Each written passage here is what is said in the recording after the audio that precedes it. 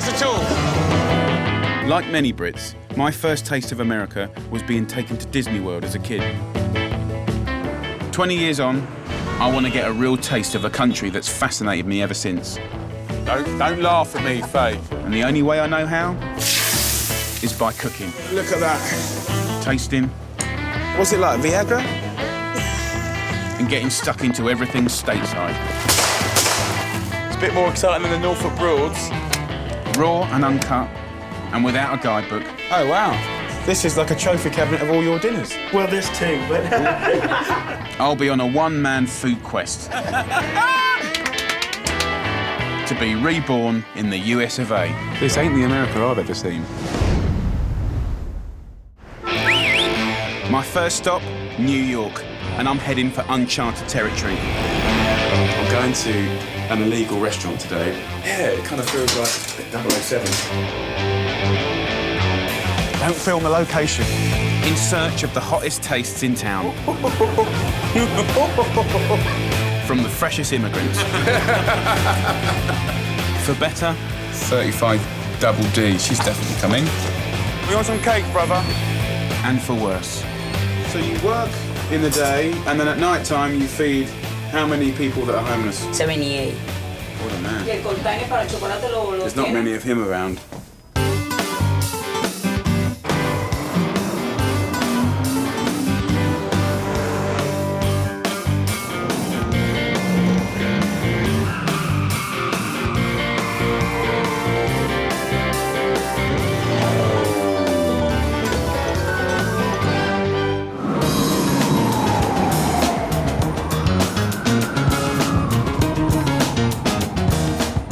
New York's food culture is built on wave after wave of immigration. You can literally get the world on your plate. The first time I came to New York, I was about 22 years old. So that was 11 years ago. It's one of the most iconic cities in the world. And there is such an incredible ethnic mix of different people from different places, different religions. It's a gateway to a wonderland of different flavours, dishes and techniques. But it's really easy to play it safe. I've never really eaten outside of Manhattan, and I've always stayed in a hotel. And it does basically turn you into a tourist, whether you like it or not.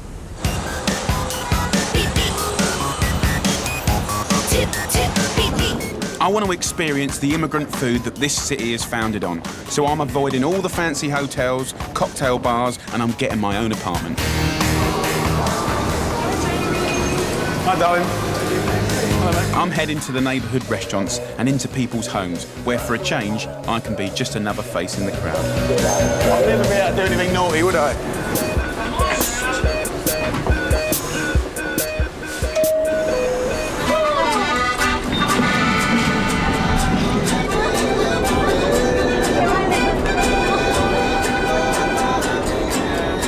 Half an hour on the subway, and I'm in one of New York's immigrant hotspots, Astoria. And it's not just the weather that's changed. I've arranged to meet a bloke who pioneered home-cooked food from his country of origin. This area, once home to New York's German settlers, is now a Middle Eastern enclave. This geezer is supposed to be the Mac Daddy. He's like Yoda of Egyptian cooking. Ali. Hey, Jimmy, how are you? Such a pleasure to meet you. Thank you for coming over. You have a reputation of being an incredible cook. Yeah, we're trying to do our best. Thank you. Yes, yes. Back in Egypt, Ali Al-Sayed studied chemistry. But as a new immigrant in the Big Apple, it was cooking, not chemicals, that gave him the ticket to survival. How long have you been in New York? We've been in New York for about 34 years. Oh, right, so a long time now. Yeah. Enough to get the New Jersey accent down? Yeah, exactly. Yeah. I lived in New Jersey for a while. Yeah, I can tell. I lived in Jersey for a while. I lived here for almost 10 years. Can you do that? You talking to me? Oh, yeah, you can. You're talking to me. That's Brooklyn accent. Wow. Check that. Look at that. Well, really, it's an appetizer is what we come from, which is hawashi, and we use it... Hawashi. Hawashi, how is she doing? Egyptian cooking is pretty new to me, but Ali's flatbread is absolutely fantastic, stuffed with delicious melt-in-your-mouth duck, onions, pepper, garlic, and it smells out of this world. And the real alchemy of this simple dish is its blend of spices. This is za'atar. Za'atar is desert thyme. Za'atar? Which one's that? The za'atar. Can I taste this? Yeah, please. Za'atar is desert thyme mixed with sesame, some cumin, and sea salt. What is it? Desert thyme, Desert thyme, salt, sesame, salt, and just ground up. cumin. Cumin. And cumin. That's And, amazing. Oh my God. New York, especially, considered the capital of food in the world. Not France, not Italy. What you feel like having in an area like Astoria, with 265 different backgrounds. Most of them, they hate each other where they come from, and they come here, they marry, they are in business, they are together, they loving each other. So what you're saying is the heart of America is obviously around a group of different people from different nationalities that possibly may have been fighting each other, killing each other, hating Look each at other. India, Pakistan, Turkey and Greece. Turkey and Greece. Yeah. Look, Egyptian and Israeli. Irish and English. You know, Irish and English. Egyptian and Israeli. You know what I'm talking about? And you know what they gets them together, Jamie? You wouldn't believe it. Table. Food. Let me give you some tea with this. Give me me some anything, hibiscus tea, please. Hibiscus tea is from the pharaonic time. Smells. Oh my. Ah. Right? Anyway. Just a minute. When I was 4 years old, someone gave me that when I was on the Norfolk Broads on a boat, and I've been searching for that flavour ever since, and I couldn't find it. Try that.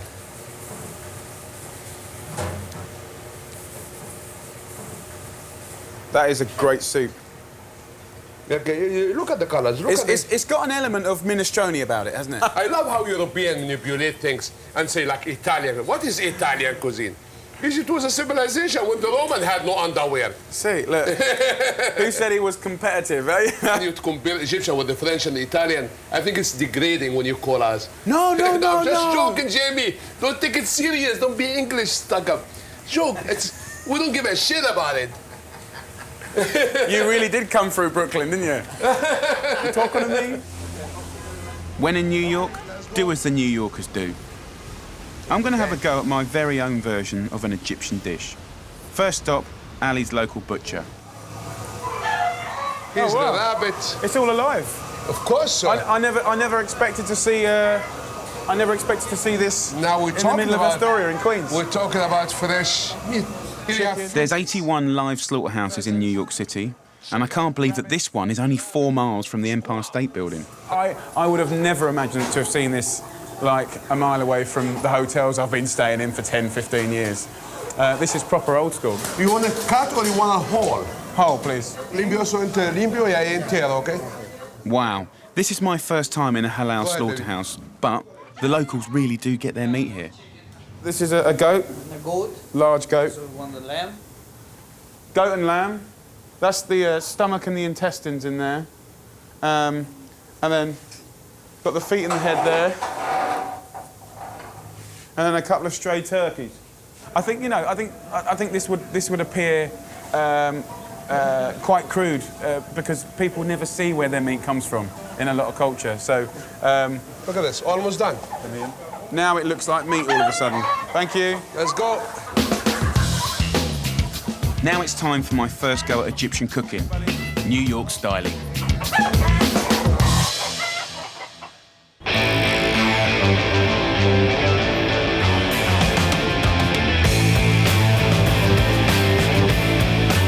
On all my previous trips to New York, I've never eaten or cooked outside the high-end restaurants. But all over the city, different immigrant communities have made New York their home. Freddie, you got a little spoon? Yeah. Actually. I'm about to try my first stab at Egyptian cooking with the help of Ali's kitchen hand, Freddie. Now, basically, look, this is an opportunity for me to use some of this inspiration in a constructive way. I've got a 1.5 kilo duck, but I'm going to flavour it with Egyptian spices. So I've got the za'atar, nice big pinch of that sumac, then I've got the cumin, and then the chilli, and then a good pinch of salt. Rub it all over, getting into all the nooks and crannies, and then slow roast that baby. Freddie, will you whack that in the oven, brother? Now, in here, I've just cooked for about 20 minutes, about 4 plums. I've put some of that hibiscus that I tasted this morning, put that in there as well, and then I just put like a big handful of sugar in there. Then grab some fresh coriander and whiz it up.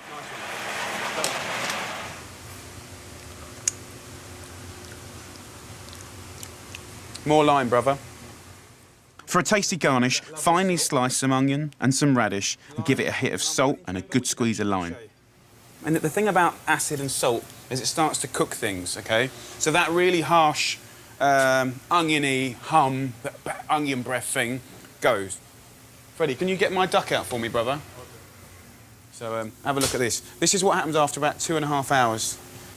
You'll want the skin nice and crispy to chop up, and then the leg meat should slide away from the bone, ready to be shredded.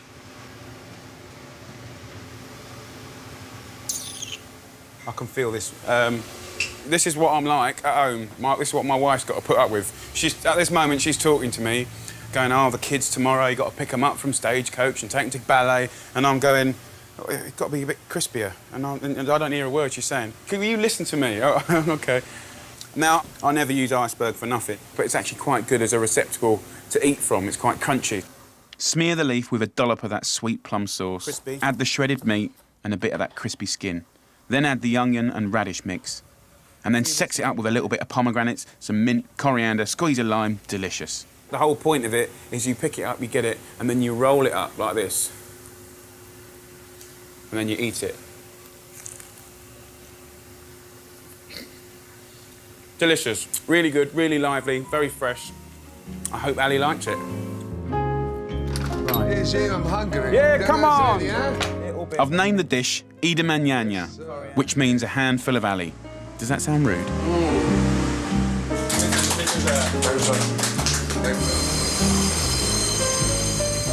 Ali must have liked it, because he's asked me to share a hookah with him. Exactly. So And do you inhale it, or...? You do it like a cigar. Right. You smoke like a cigar. Start from the beginning.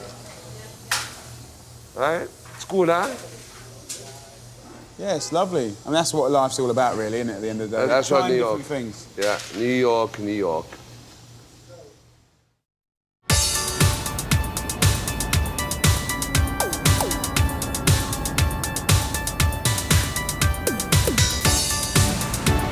On this trip, I'm going native. And renting an apartment is helping me feel like a proper New Yorker. This kitchen looks like a scene out of a film. Isn't it? The word on the street is this city's latest subculture is underground restaurants, a rebellion against high-class dining.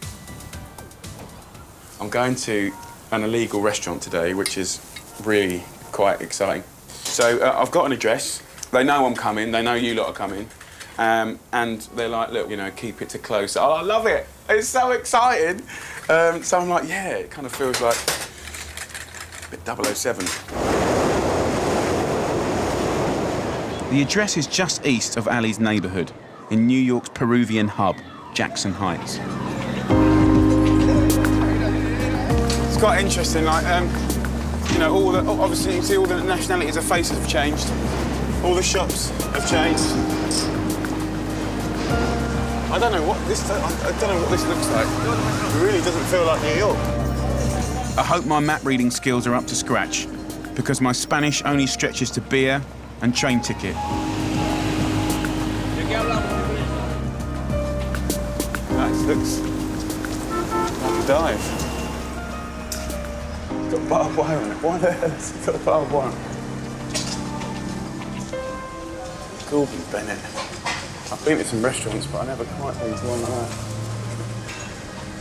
I can see the kitchen.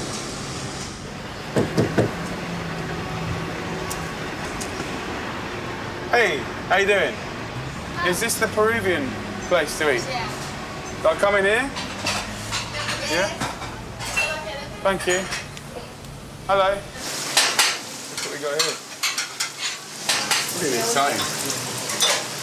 Okay.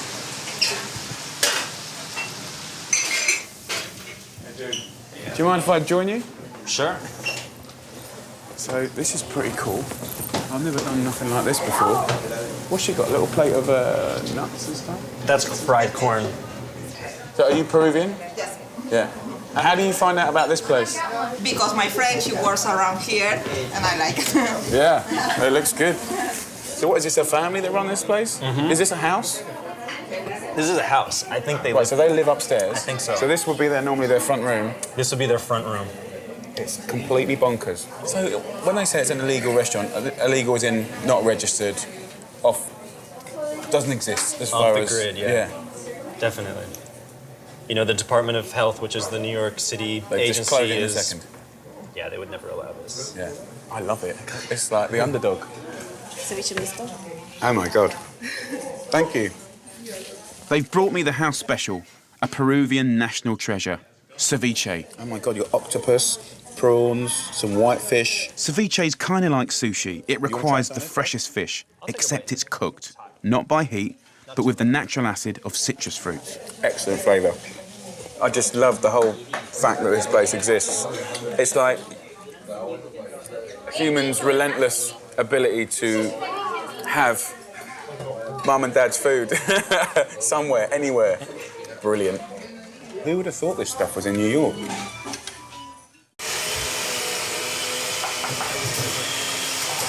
We had a beautiful lunch, thank you. It was delicious. Peru is a beautiful country, huh? Why would you want to come to America? It's a beautiful country, but the point here is that we don't have the same possibilities to growing up economically, socially, and everything. So that's why we come here. Yeah. To find the American thing. Yeah. So do you work just here? Or? I do an accounting. You're an accountant? Yes. Perfect. Everyone needs an accountant in the business, huh? Yes. Definitely, yes. Mind you, you don't need to do accounts here, huh? So can you talk me through who these people are? This is my aunt, Isabel. Isabel. Isabel? Isabel, yes. Auntie Isabel. Nice to meet you, my darling. She's Petra. This is your cousin? Yes, Petra. I grew up living above my mum and dad's pub, and all the family got stuck in. So I guess it's not that different, except we weren't living in fear of being closed down every day. Would your auntie let me have a go at making a ceviche? Okay. Empieza a hacer un pasa. ¿Quién va a hacer el ceviche? Yes, Tiger. Auntie Isabel, be gentle with me. This is lemon juice. Say when, Tiger. Ya. Finish? Sí. Okay. Cilantro? Sí. Grande or Poquito, así. poquito? Ahí nomás así. All right, Tiger. So, this is good? Ya. She's saying, calm down, Mr. Oliver. Pásale la salsa. Okay, so there's a fairly large amount of salt there, Sí. but you're not going to Ahí. drink all of that, so teaspoon of salt. Not mucking about there, are they? It's and the chilies? Uno nomás. Este no. Pica. Just one. Oh, incredible, incredible chilies. Sal. A ver, vamos a ver. Have a taste, Isabel. Go on, girl. Guana or no guana? Yeah, good. Fish. And then for 2 minutes, yeah? Dos manote. I'm speaking. I don't speak Spanish. And then how do we serve this, Isabel? The whole lot? Ajá. Everything? Sí. Please. Todo jugo, ¿no? You happy? Sí, ahora sí. Now it's so fine.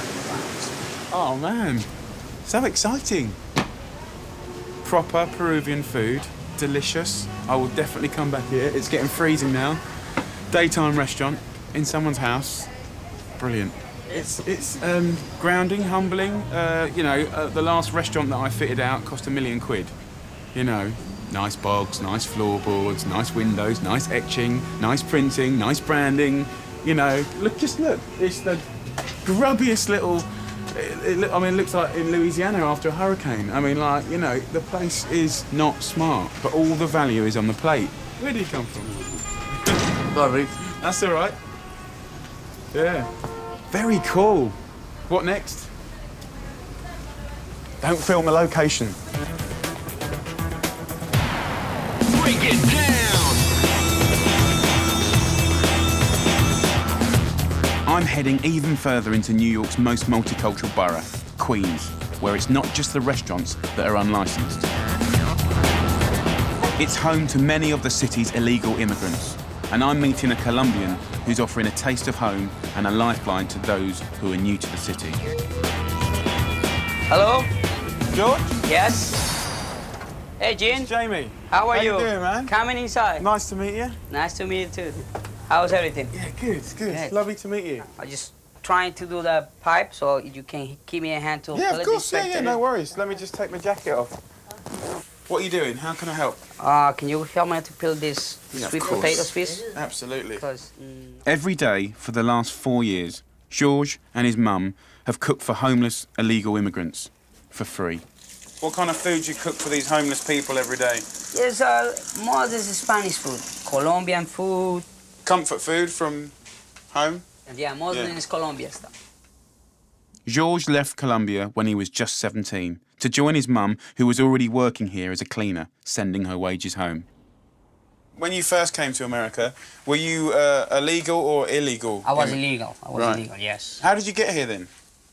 Actually, to New York. How did you get here? Crossing the border, crossing the Mexican border, So, like everybody, yes. not that I was clear. afraid. I was running, not running, walking, but I was afraid because it wasn't new for me. Yeah. I thought it was like getting on a plane and landing here and that's it. No, it was a little bit hard. So how did you become legal from illegal? There were amnesty in 1986, 1987. Right, an amnesty, yeah? Yeah, and then we applied. All my mom, my sister, all the members of my family. Yeah. What do you do for a job? I'm a school bus driver. Right. So you work in the day, and then at night time you feed how many people that are homeless? Okay, last night they were there 78. 78. Yes. They must love you, huh? I hope. When they smile at me, I think so they did, yes. Obviously, if you're out there every night feeding homeless people, you must have seen some pretty hard things. Yes, yes. There were 6 guys sleeping under the bridge. And in the morning, 4 guys went out to find a job, and the other 2 guys stayed right out to sleep a little bit more. And there was somebody who came with gasoline and threw gasoline top and then set on fire. Set fire to him. And No, it's okay. It's okay. What a man. ¿Y el container para el chocolate lo There's not many tienen? of him around. Okay.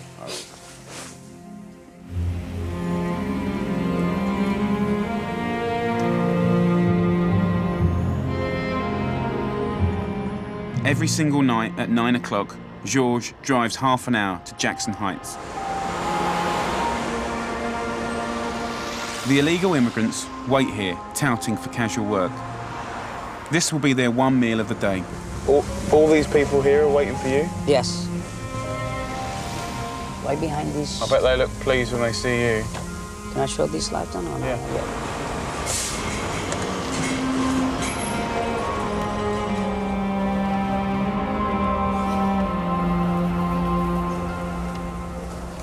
Thank you. Thank you. George knows all the men personally. They call him the chicken and rice man. So you get food off George every day? Yeah, every day. Yeah. Every day, ¿Qué same pasó, hour. mi? So he looks after you, huh? Some people know it's the only food for one day, man. Sometimes he give 2 times for tomorrow lunch or something like that, you know? It's so cold, but I daren't complain because these guys are going to be sleeping out here. Bloody horrible. You want some cake, brother?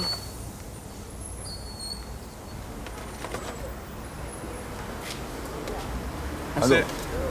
Yeah, go on, take the one you're touching. This one, brother. This one here, take this. Go on. I think some of them are a bit drunk. Here, you take it from me, brother. All right? There you go. Yeah, they come, you know, most of them are sober, some of them are drunk, but you can't knock them for being drunk. Because who'd want to be sober in this, it's so cold. All these people, they come here to America, obviously for opportunity, for a new beginning, for a fresh start, but this looks pretty tough. I mean... Right, yes, it is. They were looking for a job, but it's going to be a tough thing to find it. Can you wait for a moment? Yeah, of course. I want Jim. I just bird. No! Right there on See top. that? No. That's typical. Límpiame la cabeza, amigo, que me all cago. the people to shit on, and they shit on him. Oh my God. No me respeta. Sometimes No me life can be talles, cruel, huh?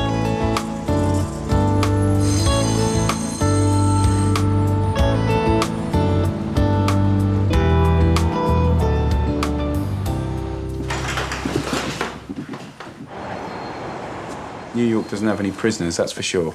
And if it does, it'll be the ones queuing up, waiting for George's food. I think the reason he's doing it is because he was an immigrant. He was an illegal immigrant, and he knows how bloody hard it is. So that's why he can't stop doing it. People don't do what he does because they won't allow themselves to get hooked in. I think once you're hooked in, you're bloody hooked in. And it was the same for me in 15. Once you have that responsibility, you've got that responsibility. But when I see George, he's got personal, physical relationships with these people, and he really, really cares. And that's a wonderful, wonderful human trait that I think that we all have, you know, if we allow ourselves to have it. Starting a new life legally is getting tougher and tougher, but New York remains the biggest magnet for new immigrants to America. I want to get out to where the most recent are settling and see what dishes they've brought with them.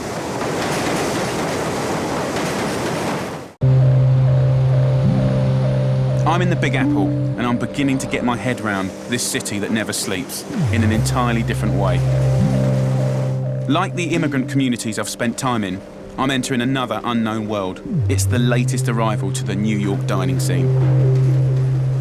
Okay, so basically the score is now there's this thing called a supper club. It's like a new thing boiling under the seam, basically glorified dinner parties, and then you charge them. So it's all cash in hand again.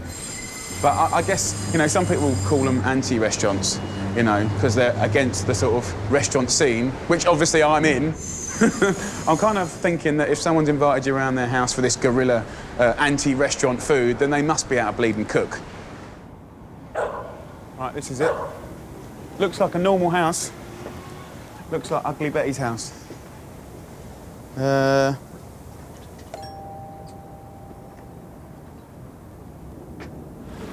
Zora and Tamara is who we're after.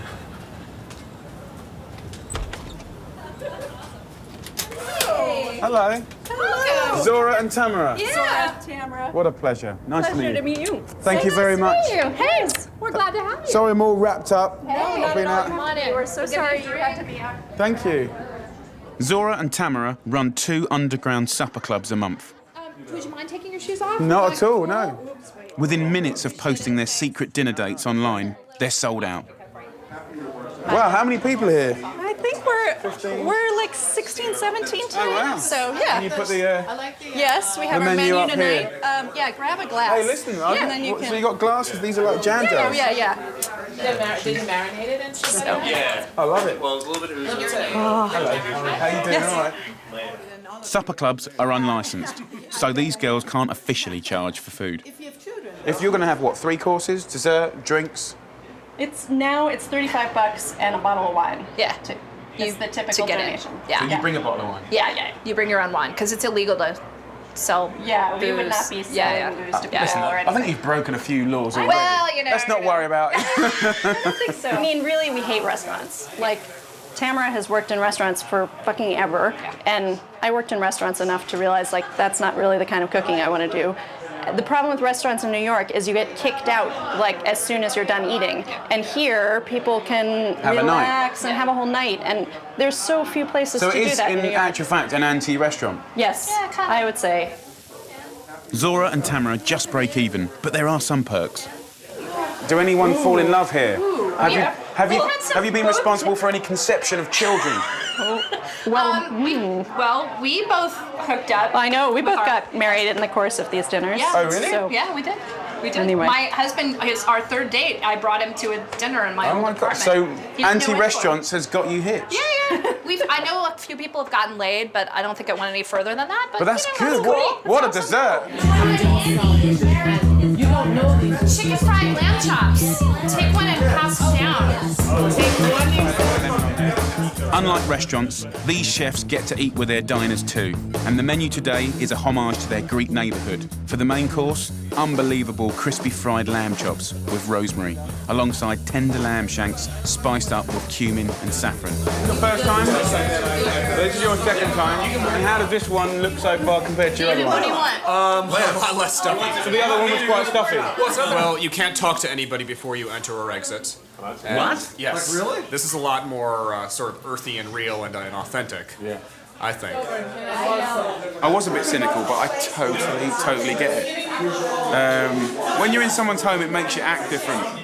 Saying that, I'm already more than half pissed from a jam jar. So it's good.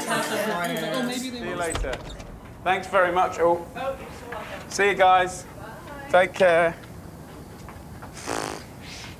Seriously good food. Can we turn it up?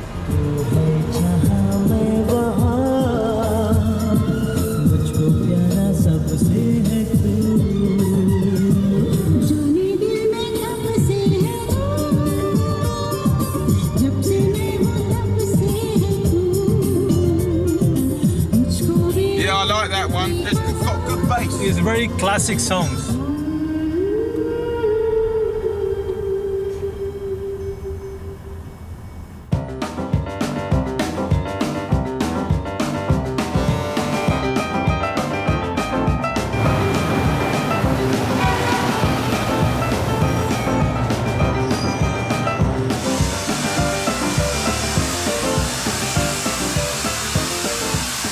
Key to good hair is if you go upside down. I learnt this when I had a flat top when I was 12 years old. You know the haircut they do when they have the spirit level. That's why I only wash my hair once every 5 days. Because if I wash my hair every day, it goes like a white afro, right? And then I have to put a crash helmet on my head.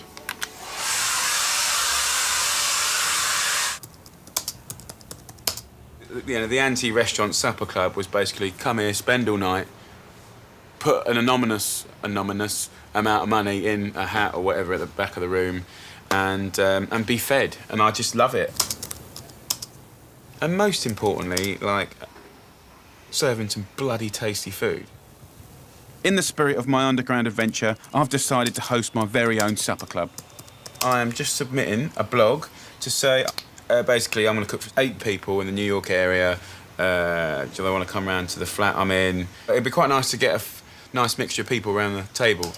I have to be careful how I spell things on this because last time I did spell check on pancetta, it came out as placenta and I posted it. I need to decide what to serve, and I really want to reflect some of New York's different cultures. But before I finalise my menu, I'm off to where the newest immigrants are settling.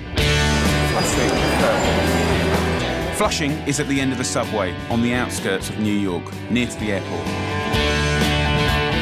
Woo! No surprise then that it's always been a staging post for the newest communities. Irish, Jewish, Italian, and now it's the place to get the most authentic regional Chinese cuisine. I've been to Chinatown in Manhattan, and you know, and if you know which ones to go to, you can eat very, very well. But I think what's beautiful about this is it seems to be more vibrant, a bit cruder. You know, a lot of these people don't even speak English at all, so they're like, it's like a little microcosm. I'm gonna try my hand in this food court. It opened just 3 weeks ago. In China, where do you come from? China. No, it's, whereabouts in China? Chengdu. Okay. Li Lin, or Joe as he'll be known in New York, specialises in these incredible, fiery dan-dan noodles. And I'm a chili freak, so this Szechuan classic is right up my straza. Can you explain what is dan-dan ya? Dan-dan. I think we're going to have... who's going to translate, darling? Dan-dan... OK, Tiger. Dan-dan maya. Dan-dan miet. Dan-dan miet. OK. So it's like an assembly at this point. We've got noodles. Add some slightly wilted Chinese cabbage, a little soy sauce, and then for the key ingredient, Szechuan pepper. It's kind of got It has an effect like when you have your mouth numbed when you go to the dentist. We've got some chicken bouillon here. Finally, add a teaspoon of chopped fresh garlic, a handful of spring onions, and then for some insanely hot homemade chili oil. Oh, is this good? Good. Yeah? Yes. Less? Okay. Yeah? You'll remember this one tomorrow. And then here's the really interesting bit. We've got a beef mince, and I put probably a bit too much in there, judging by his reaction. Look at the way he uses his chopsticks. This is a serious foodie's noodle dish. Beautiful.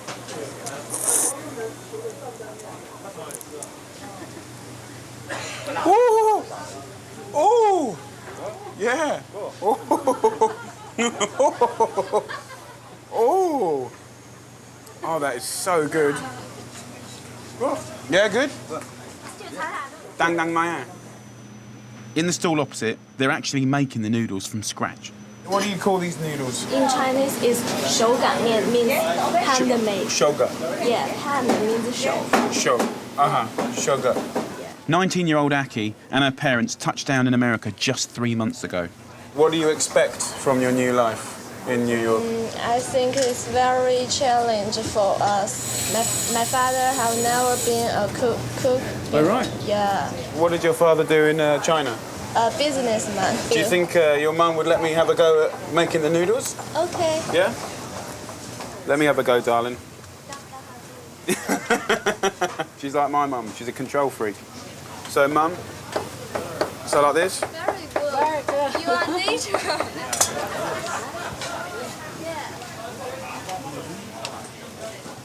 Very nice. Very nice. How do you say thank you in Chinese? 谢谢. 谢谢. Yeah. 谢谢. This is one of the best dishes I've tried in a long, long time. These little parcels are called shirping. And now I'm showing off. Yeah. I love it. And then at this point, we have to flatten it out and turn it. Oh. You're strong. Yeah, I'm too strong. I just bust it. Yeah, right. It's not that funny. I was getting too cocky. Thank you. Brilliant. I'll tell you, that was just brilliant. That's what I come to New York for. Brilliant, beautiful people, different backgrounds, different smells, tastes, techniques. 2 hours, 3 hours in there was like, I was like a kid in a sweet shop. It was brilliant.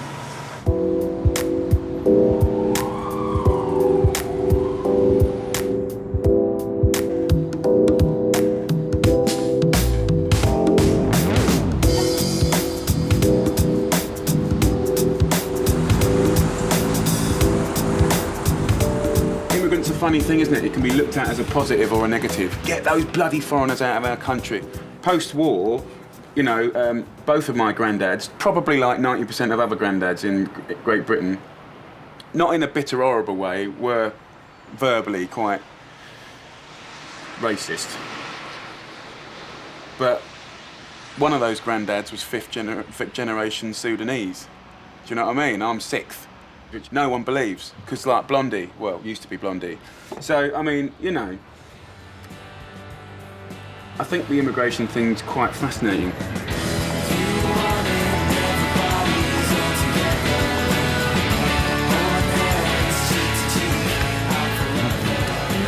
Look at the Sesame Street characters, hilarious.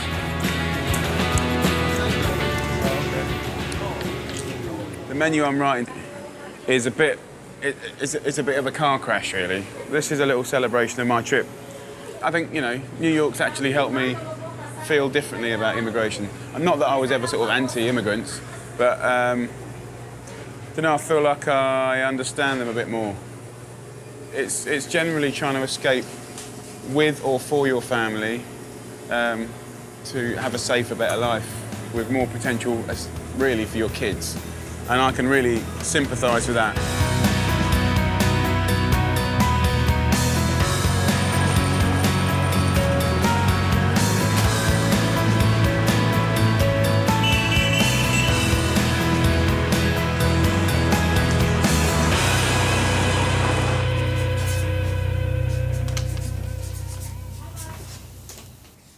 I'm joining the anti-restaurant brigade for the night, and I'm making up my own rules. I'm going to have a donations box, like the two girls did, but I'm going to dedicate the donations to George. Remember George, who fed all the homeless people every day? There's not many people like George about, so it'd be nice to do something appropriate for him. I've got hundreds of replies to my blog, so I need to confirm my guest list. I'm just going through them, really. They're quite funny. I find much zen in chopping vegetables. You want to get Hispanics, Irish, Russians, you want to kind of get a whole cross-section of New York, definitely. Otherwise, what's the point? 35 Double D, she's definitely coming. Hi, is that Dana? Hello, darling, it's Jamie Oliver. I'm just responding to your blog. Yeah, so you up for coming? Great. Basically, no one really knows each other, but there's people from all over New York, and then I'm just going to cook a bunch of stuff, get some liquor in, and have a little bit of a laugh, really. All right, darling, take care. All the best. She was completely freaked out. She goes, "Oh, my God, I'm really good fun. I promise you, I will not let you down." Ah, good. Got a party. Just need some food. The whole point of this menu is it's a bit confused, a bit mutt-like. It's like stuff everywhere, nowhere to put anything. First up, the starters. The moment of truth. Can Mr. Oliver replicate that lovely Chinese lady's pancakes? Flour and water mixed together to make a dough like this that's soft and elastic. Then I'm going to put some crab in instead of pork. Got lemon zest, fennel, parsley, a little chilli. Get the speed up now. And we'll get it together. Mix it up with the crab meat. I'm just going to add a couple of eggs to the story. Grate a bit of lemon zest, mix it up, and then grab a handful of this zingy filling and fold it up in the parcels. Look how it stretches, it's like bubble gum. I'm gonna... Can't find anything. Don't know where anything is. Next, I'm going to do my version of a Peruvian ceviche. Sea bass, slightly awkward fish to fillet. Remove the skin and bones, and then roughly slice up, ready to season. This is the fluke I bought, sushi quality. So I've got coriander, got some fennel. There'll be salt going on both of them. Probably just a little bit of clementine zest and lemon on the other, just to get different flavours. The whole thing about ceviche is it's delicious. It's so fresh and lovely. The acid in the citrus fruit will transform the raw fish in just 2 minutes, so I'll leave that to the last minute. Got a beef in the oven here. Have a look at this. It's like a massive rib of beef, right? And that's been rubbed with Egyptian spices, inspiration from Ali, and that's been cooked for about 6 hours at about 275 degrees Fahrenheit, which is about 140, 150 Celsius, OK? But, you know, we'll slice that. Got some sweet potatoes with that.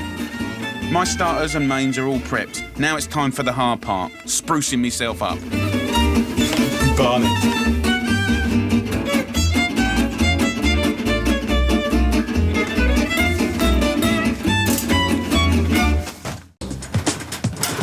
Tonight, I, Jamie Oliver, owner of restaurants around the world, am joining New York's anti-restaurant scene. What a traitor. 8 New Yorkers who I've only met online are coming round my gaff for a supper club. I mean, I've definitely got more memories from this trip than possibly all of my New York trips put together. It's the stories of the people, really, that were really, really interesting, you know, let alone the food. If you can get booze into someone's hand within 30 seconds of them getting in the door, then you're a very good host. First one's here. I've never had a party where I haven't got a clue.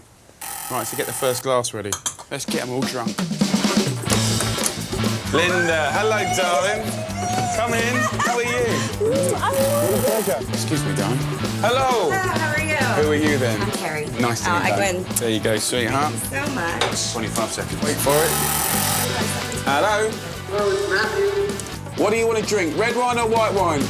My supper club lineup is a cocktail of New York's different communities, Hawaiians, Italians and Puerto Ricans, from firemen to physicians. 6, 7, 8, 9. We're all here. Nice. The menu's on the wall. It's a supper club, so it's a bit family service and a bit DIY, but that's kind of part of the charm, I hope. So you guys chill, come in, and the food will be coming out in about 5 minutes. Oh, wow. Very service. Yeah, exactly. Wind your body, wind your body. So I'm letting my Sudanese immigrant side of me come out. Hear me now, what it up, your dibby dibby style, hear me now. Okay.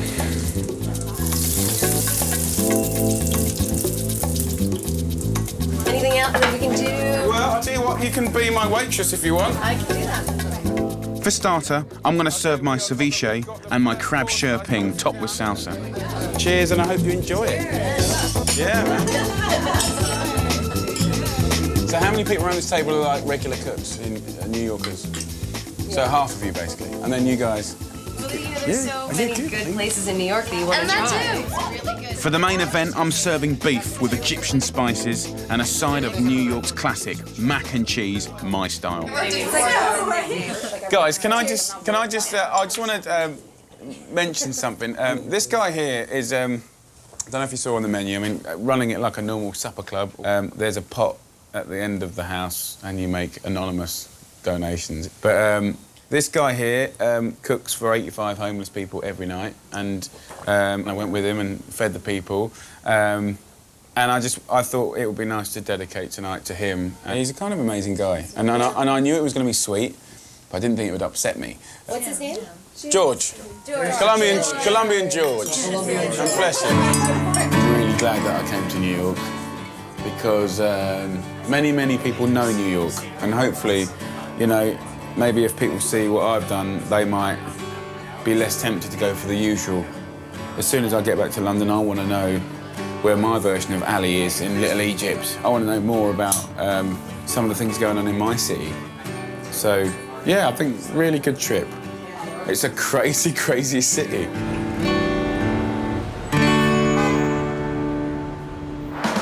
Next time, I'm leaving the bright lights of the city behind and I'm heading to the state of Louisiana, where I'll be hunting for my food. Shitting myself. Hunting in my world is all about rabbits, hares, but nothing that can kill you. 3, 5, 4, 4. I smell the blood of an Englishman. I'll be up close and personal. Up the jack seat, right? And then it's with the Cajun way of life.